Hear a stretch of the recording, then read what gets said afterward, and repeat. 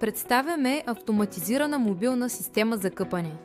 Системата е предназначена за подпомагане на хигиенните грижи при трудноподвижни и лежащо болни пациенти в лечебни заведения, социални услуги и домашни условия. Системата включва основно тяло на апарата и работна ръководка, чрез която се осъществява подаването на чиста вода и отвеждането на отпадната вода. Шлангът за чиста вода, снабден с филтър, осигурява подаването на вода към системата. Шлангът за отпадна вода отвежда използваната вода към предназначения контейнер. Към системата се използват сменяеми розетки според зоната на приложение. ГБ-розетката е предназначена за хигиенен тоалет на тялото, а силиконовата розетка за измиване на косата и скалпа. Захранването на системата се осъществява чрез предназначения за апарата адаптер.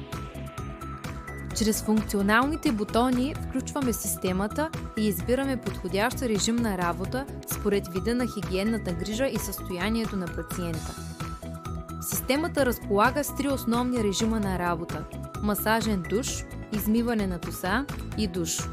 При избора на режим се съобразяваме с целта на процедурата, състоянието на пациента и указанията на производителя.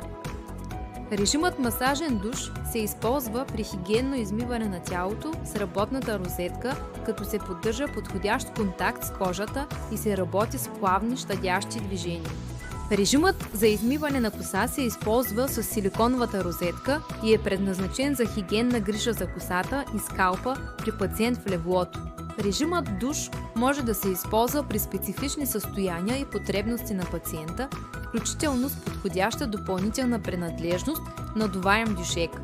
Той позволява обливане на тялото без механично триене с розетка по кожата. Този подход е подходящ, когато е необходимо да се ограничи механичното въздействие върху кожата.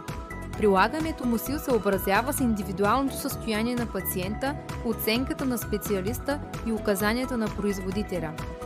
При работа системата осигурява подаване на чиста вода и отвеждане на отпадната вода, което подпомага извършването на хигиенни грижи в леглото и ограничава намокрянето на околната среда.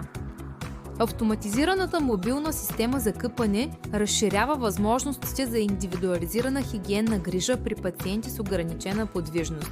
Изборът на режим и принадлежности се извършва според състоянието и потребности на пациента и в съответствие с указанията на производителя.